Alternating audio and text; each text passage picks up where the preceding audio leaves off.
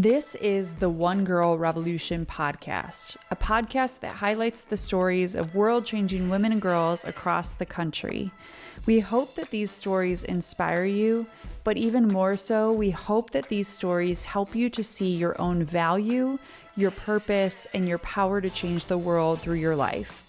Every woman and girl is a One Girl Revolution. Welcome to the One Girl Revolution podcast. It's your girl, Kate, here. I am so excited about today's episode because we are talking to someone whose heart for moms and families is truly inspiring. Sometimes in life, we see a gap, something that's missing in our world, and someone steps in to fill it with courage and creativity. That's exactly what today's guest, Lindsay Gill, did. Lindsay is the founder of the Napkin Network, a nonprofit organization that is beautifully simple and incredibly powerful. Lindsay started the Napkin Network in 2020 during the pandemic when she realized that so many mamas, so many families, and so many babies were struggling to access basic baby essentials. As she says, we may all be in the same storm of motherhood, but we're not in the same boat. That insight sparked a movement. What started as one mama's effort to make a difference has grown into an incredible network that provides diapers, wipes, formula, and other essentials, often before families even know they need help. In just a few years, the Napkin Network has distributed over 500,000 baby essentials, creating real, tangible support for families who need it most. Lindsay is also the co-founder of Next Chapter, a community that helps women step into new chapters of their lives with confidence and clarity. Before all of this, Lindsay also had an incredible career. She worked for National Geographic and a military nonprofit, and she utilizes the skills she learned from her career to uplift and empower moms everywhere through the work that she's doing today. What I love most about Lindsay is that her work is more than just providing resources. It's about building community. It's about moms helping moms. And it's proof that when one person takes action, it can ripple out to thousands of lives. Lindsay and the Napkin Network are also a reminder to each and every one of us that we can all make a difference. There are mothers and families and babies all throughout our world that are struggling, and we can all do something in our own neighborhoods, in our own communities to make a difference. Each of us has the power to emulate the work of the Napkin Network, so I hope that Lindsay's story and the incredible work that she's doing today inspires you as you listen to this episode. On today's episode, we dive into Lindsay's inspiring story. We talk about how the Napkin Network came to be and all about the incredible work that they're doing to change the lives of families, mothers, and babies everywhere. Lindsay shares how a simple act of compassion and kindness can become a lifeline for so many. She talks about why community matters now more than ever, and what it really looks like to build something from the ground up that touches lives in such a profound way. Get ready to be inspired because Lindsay shows us that when you turn your experiences and what you see in the world into a mission to help others, that is truly revolutionary. So without further ado, here's my conversation with Lindsay. Lindsay, welcome to the One Girl Revolution podcast. Thank you. This is exciting.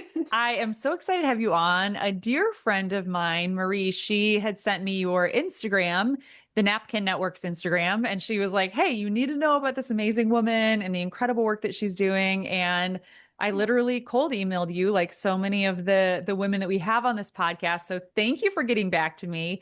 Thank you for being on the podcast. Thank you for all the incredible work that you do. And I want to talk about all of that. But before we get into that, I love the evolution story of women and girls who are changing the world because you truly are a one girl revolution and you're changing the world every single day. So I would love to rewind and hear a little bit about who you are, where you're from, and your story before the Napkin Network. Right. Okay. Well, thank you. Thanks to your friend Marie. I love it. I'm glad that my work is making its way through the mom community. You don't have to be a mom to support us, but I'm a mom of three, 8, 6, and a 3-year-old. So I'm just like a mom on the ground, and I love when these things happen organically. So, but yeah, I live in Washington, D.C. My first job out of college was at National Geographic, which was like really amazing company, a super cool opportunity. But as much as I got into it and as people said, "Oh, isn't that a dream job?" I knew in my heart like it wasn't a dream job for me. And to work at such a reputable company that everyone wanted to work at and I wasn't fulfilled, that's kind of the answer I needed or the information I needed. So I went to like a large nonprofit. Again, I wasn't making a direct impact. I kind of got entry level jobs, but in that company, I thought, well, maybe I can make a difference in at least the development or the fundraising department there. So I, started at the bottom there too. Also, at the same time, I met my husband. He has a military charity. So I was volunteering there and we started dating, we got married, and the charity, the nonprofit continued to grow. And I did that charity for almost 10 years, at least 10 years, I think, maybe closer to 11 or 12. And then we went from a very small organization to not huge, but about 7 employees, raising a couple $1 million a year. And then COVID happened. And at the time I had 2 little kids, soon a third on the way. So it just didn't make sense. And I wasn't literally able to keep working there. So I left that nonprofit, was home for probably, 2 or 3 months. I think I left in October and I started the Napkin Network the last day, December 31st, 2020. Because I only say that because 2020 was such a bad year, with COVID and moms were struggling, people were struggling, but moms were struggling. And I remember sitting at my kitchen table and just being like, 2021 has to be better. Like, I don't know how, but I'm going to do something about it. So I literally I have a picture of my kids. They were laying on the kitchen floor, bored out of their minds. I made an Instagram page. I made some weird logo. I basically made a company in a few minutes and I was like, 2021 is going to be better. So we've come a long way since then, but that is how I got started and why, basically. Yeah. So tell me about that moment, right? At the end of 2020, you've gone through this whole experience. You're experiencing COVID, right? Like all of us. You're Mhm. also witnessing the world experience COVID and seeing the struggles of so many people. And I loved how during COVID we did see this push for all of us to do something, right? To change the world. Like all of us, okay, what do our neighbors need? What do our friends need? What do our family members need? What do local pregnancy centers need? What do local homeless shelters need? What can we all do? We can all do something. And that's something that I hope here we are 5 years later. I hope that all of us continue to do that. And that's a big part of a big aspect of our work here at One Girl Revolution is encouraging people to say, all right, I don't have to do something big. I can just do the small thing can sometimes make a huge impact. I don't necessarily have to found a nonprofit organization or start a business. I can sometimes just help somebody in my own community in those little ways. So we're all witnessing that. We're experiencing that in 2020. What was the moment for you that you were like, I need to do something? I'm going to start the Napkin Network. Was there a moment or was it a series of things that happened? How did that come to be?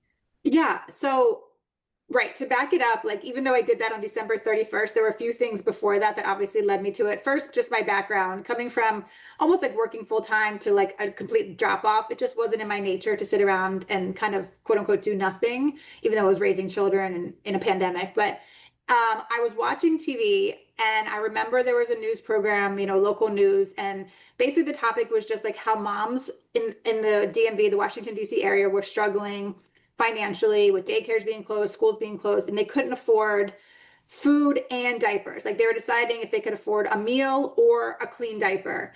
And my mind was just like blown because my kids, I'm looking at them on the floor having more diapers than they possibly need. At the time, my kids were in a small private school. I just knew I had access to a community that could help. So I actually did a diaper drive for somebody else, for the DC Diaper Bank. I said, like, let's get some diapers for the diaper bank. And when I tell you my house was overflowing, I think people were just like looking for something to do. They were sending via Amazon. They were dropping off everything they could find in their house. They were just like, yeah, let me know what I can do. So home office, coat closet, dining room, like full, amazing. And I dropped them off the diaper bank, fabulous, great, wonderful. But that sparked it for me that like I think I could do this, and not to recreate the wheel because they're already doing that, but I wanted to add the network part of it. Even though we were isolating and home, I knew that we were missing like a social element to this and it wasn't going to last forever. So originally I was thinking maybe I could have like an in-person spot, come have coffee, let your kids play and but just the timing with the isolation and the staying home, nothing like that was happening. So I thought let's focus on the community aspect. So we had virtual events, just growing slowly as best we could during the pandemic. But yes, to go back to what you're saying, I just remember hearing basically, and I'm summarizing, but like a mom was choosing between a diaper and like a meal, and I didn't love that at all.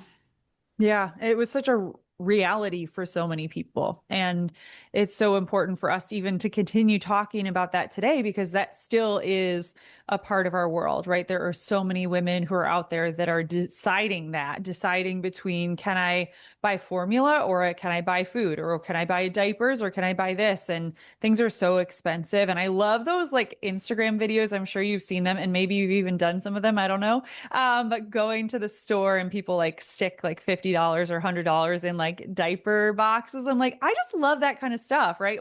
That's something we can all do when you go to a different store, being able to just like, oh, I have a couple extra dollars. Let me just shove them in the Right. dollar boxes and you never know who's going to get it. I love that kind of stuff. I think it's so fun.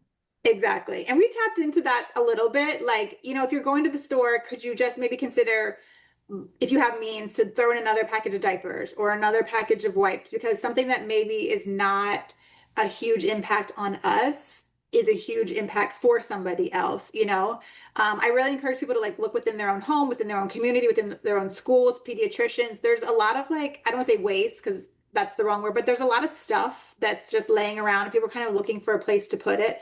And what better place than right back into our community for a mom, a parent who couldn't afford it otherwise? Every day, women and girls are changing the world, lifting up their communities, and making a difference. At One Girl Revolution, we are dedicated to highlighting the stories of world changing women and girls to inspire the world. But we can't do it alone. This year, we're celebrating 6 years of telling these world changing stories, and we need your help to keep it going. Become a monthly donor by giving just $6 a month in honor of our anniversary. Every dollar, every single dollar fuels our mission, keeping the podcast going, expanding our reach, and making sure these voices and these stories are heard far and wide. If you believe in the power of women's voices and their stories, if you want to be a part of the revolution, donate today. Go to onegirlrevolution.com/donate and be a part of the revolution. How did you get the name, the Napkin Network? So in hindsight, I may have changed it, but back to that December 31st, I was sitting at my kitchen table and thinking like, this is what I want to do. I want to be impactful in the mom community. And my maiden name is Kin. And I texted my brother because he's got more creative. And I was like, hey, I want to start a nonprofit that like pays homage to sort of like our family. My parents had me when they were younger, they were 19. So they just got a little bit of a jump start on parenthood. And I was like, I just want to like base it around like our family because we have an amazing family. And he it was his idea. He said like, how about napkins or something like that? And we were off and running, but I knew the network part was important. Like I said, the social element to it. So it just kind of came together. I never looked back, and I love it that it speaks to like my upbringing, but it doesn't Yeah. always clear. Well, it's also, I love it too because it's such a normalized thing, right? Like everybody uses napkins, right? Like you go to a store, you go to a restaurant, you have them at your house, even like paper Messy. ones that you throw away. Yeah, it's just like Yeah. a normal thing. And what you're doing is you're serving people's normal needs, everyday needs. Yeah. Yeah. Thanks. And I think it might be like a British or European word for like nappies or something. There's some tie in there. I love that. Yeah, It also didn't mean that. for that to Yeah. happen. Napkin. I love it. Yeah. So for people that are listening, tell me, I know that you're a couple of years in, right? We're coming up on the 5th anniversary of when you were like, we're doing this. Yeah. What is the Napkin Network? Tell people who are listening what the Napkin Network is and talk to us about the great work that you do. Yeah, so I say it's moms helping moms in need. And I don't mean to like isolate someone who's not a mom, because of course I'll welcome anyone who wants to help, but I can't help but feel just like a mom gets another mom. If you said I need help or I need a clean shirt, and you had one in your diaper bag, a mom's like not hesitating to give it to you. There's just something about it. So I say moms helping moms in need with free and easy access to basic baby essentials. And that part's important to me too, because That's what's very expensive and very needed, like diapers, wipes, formula, and when we can, like emergency food needs. I was getting a lot of requests for still like I don't have enough food in my fridge for the night or things like that. So trying to figure that out, navigating that, if not me directly, but like other resources in the area. So yeah, I mean, as it's grown, I've gotten a lot of things outside of those items, gear, strollers, I'm figuring it out as I go, but the core is basic, like easy access to basic baby essentials. I don't ask a lot of questions. I kind of give you what I have. It is direct services to moms, but I learned a lot along the way about how difficult that actually is to serve a mom directly when you're like a small organization like mine. So I've really identified, you mentioned earlier, like a pregnancy center that you're familiar with, other organizations who are very deep in the community, have been there 40, 50 years, right? Like they know what they're doing. They have an infrastructure, but they're struggling too. They lost funding. Different administrations have different, priorities, whatever. So I have amazing access to in the mom community. I have no shortage of items. Like one little person like myself, I just went to my kids' like tennis lesson. I'm leaving with all these diapers because the mom said, oh, they were in my car. So it's a wonderful problem to have. So I just identify other partners, local nonprofits, local schools. We have amazing schools where we live, and then right around the corner, low income schools. So I give to the courthouse when like a woman or a woman comes in and reports domestic violence, and then maybe doesn't have the ability to go home right after that. So just finding different ways to be impactful with all the items that I'm being given. Do you work mainly in the DMV or do you work across the country? How does that work? So right now, it's just me. I'm an organization of one. So if anyone's listening and wants to get involved, like you will make a big difference here. And I really believe right now in making an impact in my community, which is the Washington DMV area. I do have aspirations to grow. My youngest is 3. Soon enough, he'll be in like kindergarten, and then my schedule, just naturally frees up. But with the time I have, I want to be impactful in my own community. So even when like natural disasters strike and I do get outreach like, do you want to send stuff to North Carolina? Should we send stuff here? And the fires, the floods, like those things are absolutely terrible and horrible, but I just don't want to always divert resources because I'm so small. I don't know if I can make a difference in such a global scale like that, but I know I can make a difference literally right here with like a woman down the street who needs a meal or a diaper tonight. That's such an important thing for you to share. And that's why I wanted to ask you that question, because I knew that you mainly worked in the local area, but it's so important because there is such a need. There's so many needs in our world, right? And a lot of times it can become a distraction where you're like, okay, I can't keep up with all the needs across the country and around the world. And what I've seen happen sometimes is organizations, small organizations like yourself, they end up not being as effective because they're trying to serve all these people. And it's so important for us to just zero in and say, okay, what can I do? I'm one person. I have this great network. Let's stay focused on our own community. But that's not to say, Lindsay, that people around the country, around the world could emulate the work that you're doing, right? They could say, Exactly. like, oh, this happened in my own community, or I reach out to your local pregnancy center or shelter and say, hey, what can I do? Or there are so many organizations now, right? Different nonprofits that are serving domestic violence survivors or other people in need, other demographics of people. We can all do something. And so if this tugs on your heart, people that are listening, do something. It can be Absolutely. so easy. We can all do something in our own communities. Yes, and we've done similar things like that, like knowing my bandwidth. If someone that's not in this area we've done this many times. I said, like, I love what you're doing. How can I help? I go, well, just pick a coffee shop in your community. Say, I'm going to be there Friday morning after drop off for 2 hours. Bring your stuff. And then we identify a nonprofit in that town, that community, that state. We've done a lot. Baltimore's not that far from here, but Baltimore's a little out of our reach. And I have a lot of support in Baltimore. We give a lot of stuff to House of Ruth, and my family lives in Annapolis, so we do a lot of events in Annapolis. So it's a very easy model to just sort of pick a spot, say, we're going to collect diapers in our community or wipes, and we're going to give them here. So in that capacity, like that happens all the time. And so maybe I'm a little more than the DMV area, but the items I give, the partnerships I have, the events I host right now are centralized in the DC area. So tell me about the people that you serve. Is it mainly that you're finding partners that you're serving those demographics or in those communities, or is it kind of both and where you're also working with individuals that reach out?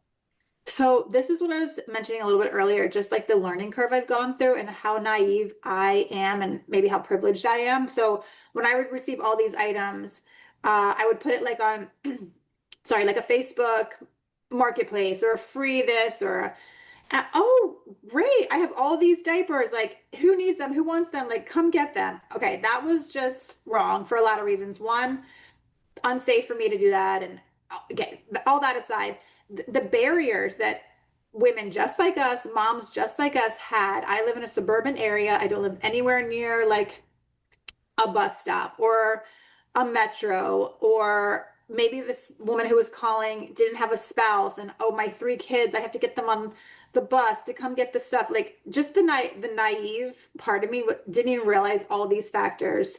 So saying I have all these items, come pick them up, just never made sense. It was never practical. So that's when I started looking at partners who were in the community. I would do like, let me collect all these items, I'll inventory them here, and then I'll give them to you because you have staff, you have infrastructure, you have like, you're in the community, you're by a metro, you're by a bus stop. And not to say that, a mom has to have all those things. She can have a great car, she can have a spouse, but just like, I didn't realize how difficult it would be to actually give these items out. Free is sometimes very hard. Yeah, yeah, it's so important to just know your bandwidth too and to be effective. I have a dear friend here, Jennifer Jackson, who serves families in need, and they do a food delivery box and a birthday box. So you get a birthday box, you get a home cooked meal, and then you get a box of food items, non-perishable food items, and she only serves families once. And she was like, I learned that that's all I could do. And they're able to serve so many families, and it's families that maybe just are in between paychecks or they're going through a difficult time. And all of that food is a good foundation for them for, a month or however it'll last them. But it's so important for us to think about like, okay, what can I do in this? We all have time, talent, and treasure I talk about, and that ebbs and flows, right? Sometimes with you having three little kids, it's like, all right, I don't have as much time. Let me figure out how I can like find some time to do this thing. You're very talented, obviously, so you're using that. And treasure, right? Like all of us have treasure and it ebbs and flows. Sometimes we have $5 to give towards something, and or we can buy a couple packs of diapers. We all can do something. And so it's really important for each of us to look at that and say, okay, time, talent, and treasure. How much time do I have? And what am I capable of? Right. And really drawing those boundaries, I think, is important.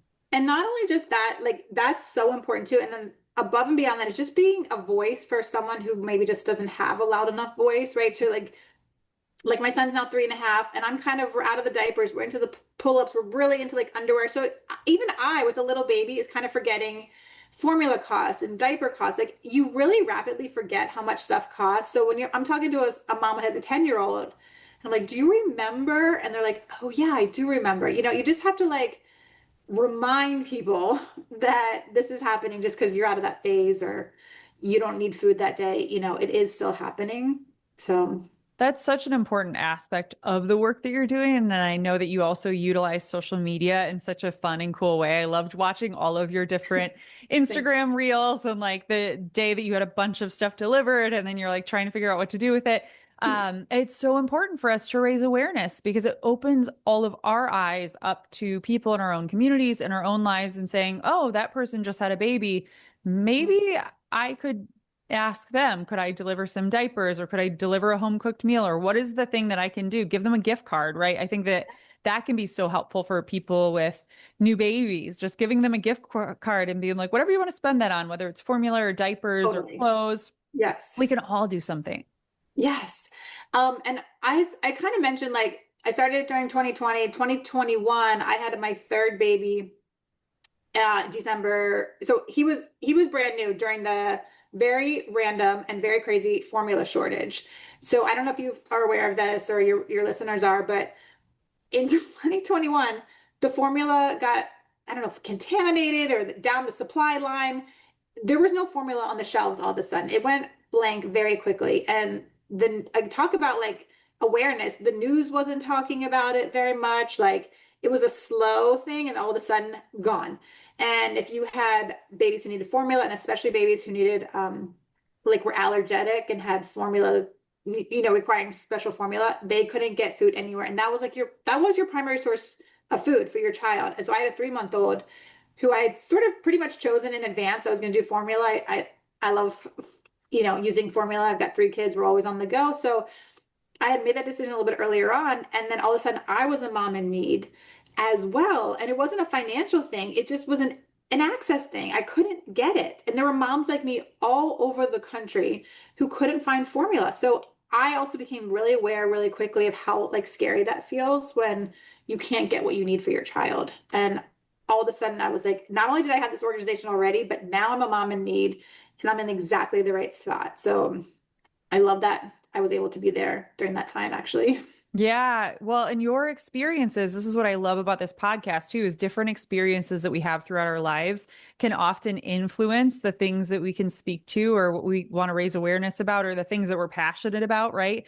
Mhm. Even with this podcast, a lot of times people start something because they see a need like you did in their own community and they were like, all right, I could either sit around and complain about it or I could actually just do something about it. And so I love that. And I love the work that you're doing because it's so important and so critical. For people that are listening, Lindsay, this podcast is all about stories. I would love to hear if there's a story or two that comes to mind for you of people that have been helped through your work at the Napkin Network. So it could be an individual, it could be somebody, even if you heard about secondhand from one of the centers that you collaborated with or worked with. But is there a story or two of somebody who's been helped through your work that you could share? Yeah, of course. So I'm thinking one or two right off the bat. One, it's kind of what I said earlier. There was a mom who lived in the DC area, and she reached out, hey, I really need some food for tonight and this size diapers.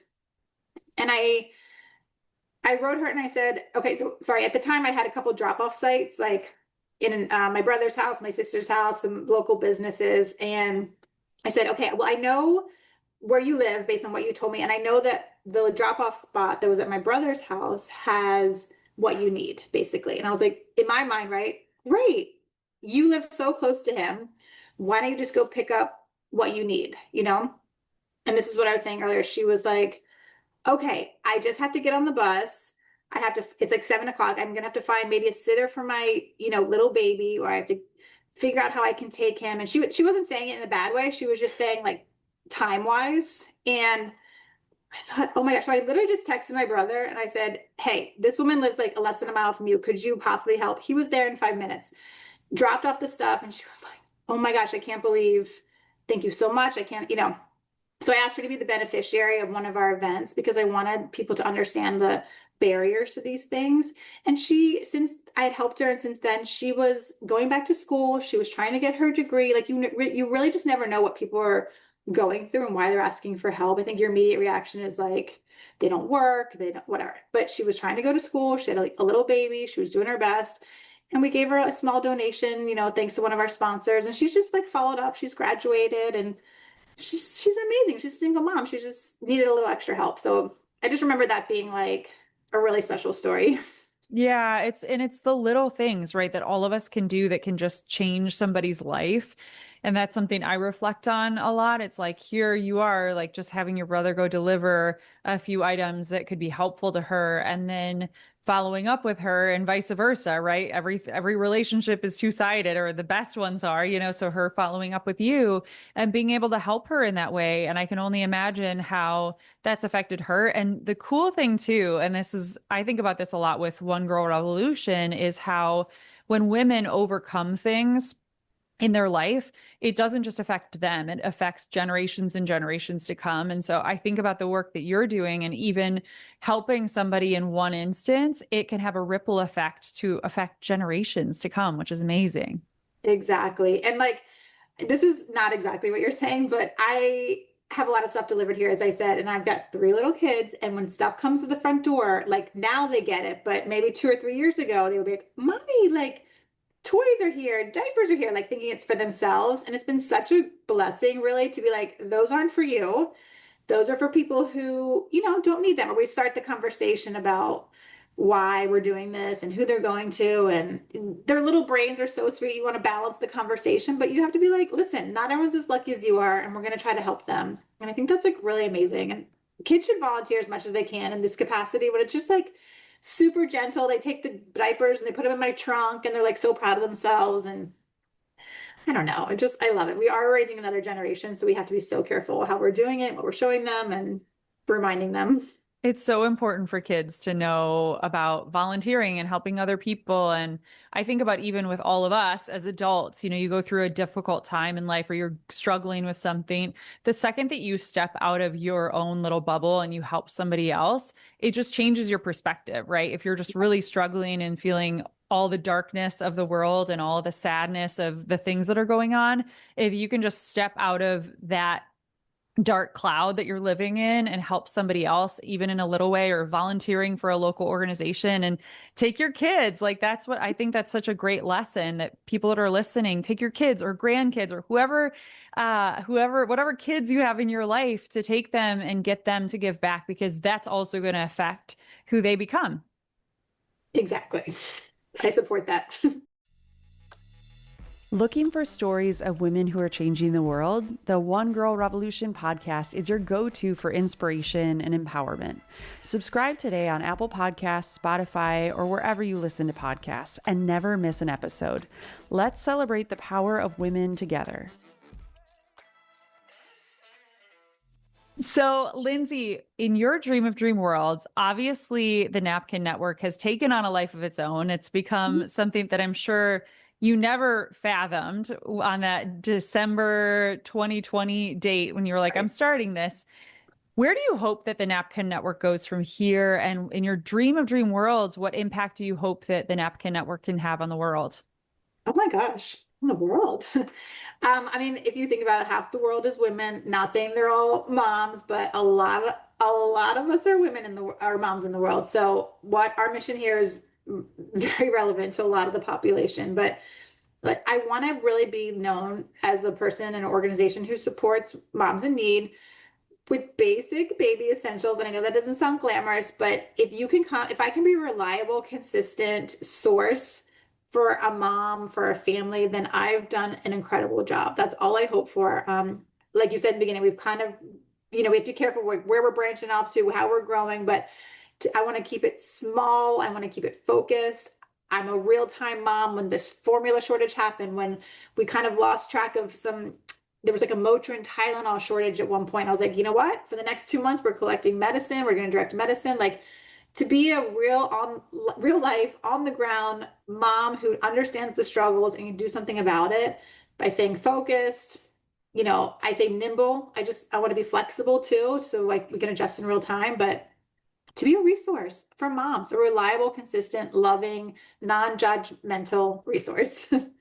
You are that, and you're such an example to all of us, because like we've said throughout this whole episode, we can all do something to help those in need in our own communities, in our own families, in our own lives. And so it's so important for us to keep our eyes open and support your work, right? Support your work, be a part of the Napkin Network, and we can emulate the work that you're doing in our own communities. What are some things that you're working on, or do you have anything coming up that you want to share with our listeners? Sure. So I host an event I've only done this, my third annual, I call it my Moms on a Mission luncheon. And so if you're in the Washington, D.C. area, I mean, you can obviously come if you're not, but it's going to be in D.C. and it's going to be on November 7th.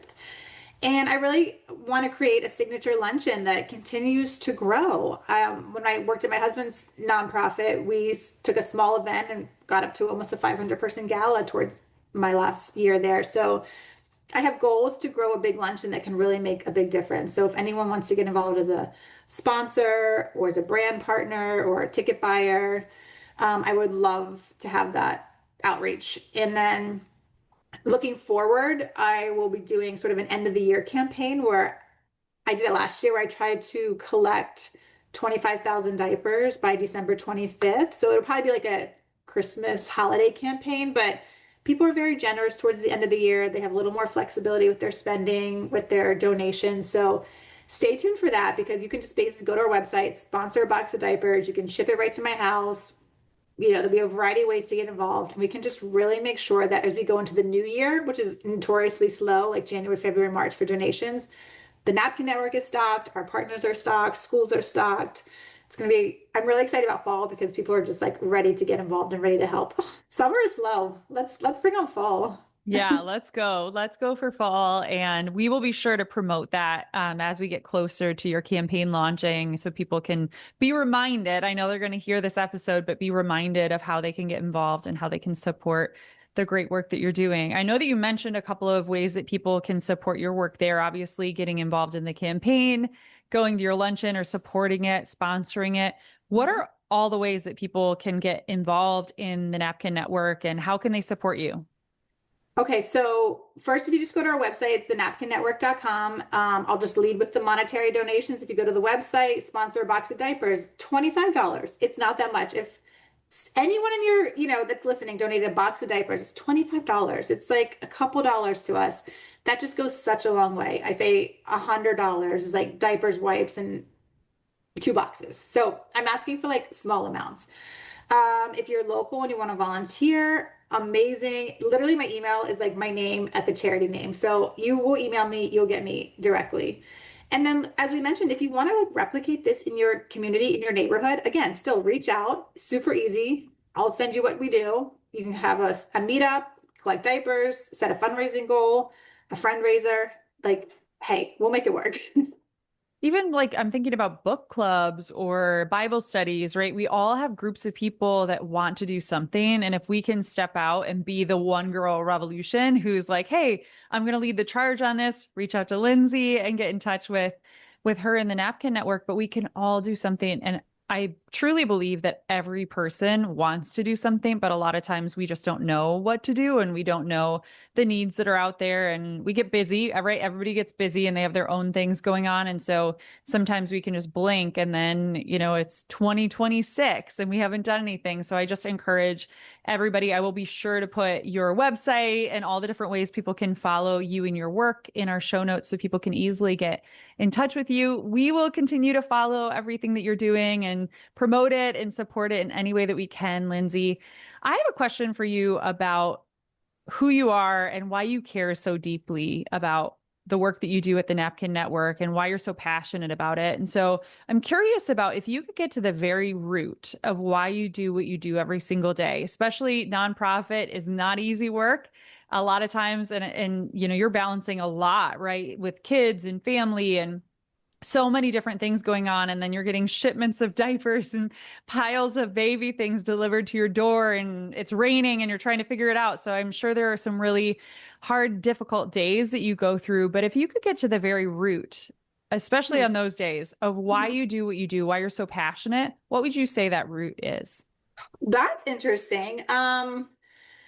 Well, I don't know. I guess, yes, you mentioned all those things and it is a lot of work, but the way I operate, it's just a part of my life. I don't really think about it like a job, and I hate when people say that, but it's just like so second nature to be like, we should just like help other people, and this is not that difficult. The root of it is just like I have enough, my kids have enough, the people around me, my community, like we have enough. So like let's just try to give back to those who don't. We're not asking for that much. A small little donation makes a huge difference. At the root of it, I just don't sleep well. I'm not okay with not helping other people. So I just make it a part of my life. And I actually have a really good work-life balance. Like my kids are done school at 3 o'clock, so that I'm done at 3 o'clock. And I know that's a luxury not everybody has, but it's just like I can make both happen when I set boundaries around it. So at 3 o'clock, like, sorry, then it's playground time, it's after school activities. So it's a part of life. And I encourage people to just like make giving and caring a part of your life. It doesn't have to be anything extravagant. Tiny little acts of kindness go a huge way. They do. They do. And it can have such an impact, right? The little things that we do can make such a massive impact in someone else's life or in many people's lives. So I love so much about the work that you do. And Lindsay, I wanted to have you on this podcast because you truly are a one girl revolution and you're changing the world every single day through your life. But I'm curious to know, who is a one girl revolution in your life? Who is a woman or girl that inspires you? Okay, I love that too. I mean, I feel like if you look at the professional world, there's like maybe who's better than like a Melinda Gates, right? Or like people who are just using their money and their access and their connections for good. But that's massive and that's extremely aspirational. But I guess I would say my mom, right? Like she's the inspiration for the organizations. She is my mom. She's a great grandmom. Like you don't you can find inspiration within your little network, right? And she's selfless and she's wonderful and I'm lucky to have her. And, like I said, they had me when they were young. So to like have a company that was inspired by them, I think I say my role model would be my mom. Shout out to all the mamas. I love when women on this podcast bring up their mamas because it truly is. I Can't know not forget everybody them. has the same experience, but that was my experience with my mom too. It's like I wouldn't be where I was if it wasn't for her because she was Hmm. the OG one girl revolution, and I know your mom was too. And you are a one girl revolution because of her.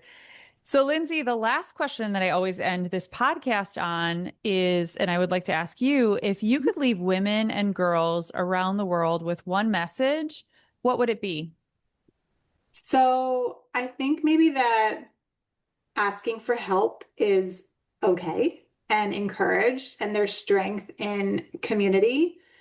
Because whether you have money or you don't, or education or not, or a spouse or not, like we all have struggles. And if we all just help each other and ask for help and receive help, everything's going to be a lot easier. No one is judging you. Especially moms, we want to help you. So I think asking for help is amazing and there's strength in community. So lean on them. Lindsay, you are such a beacon of light. I'm so inspired by you and all the great work that you do at the Napkin Network. Like I said before, I will put all the links in the show notes for people to get in touch with you and get involved in your work. And we here at One Girl Revolution, we will stay in touch with you and continue to promote the work that you're doing. But Lindsay, thank you so much for all the incredible work that you do. And thank you for being on the One Girl Revolution podcast. You are so sweet. It's an honor. Thank you so much. For more from One Girl Revolution, to listen to all of our podcast episodes, watch our Emmy-nominated documentary series, follow us on social media, donate to our nonprofit organization, and more, please visit onegirlrevolution.com. That's the number onegirlrevolution.com.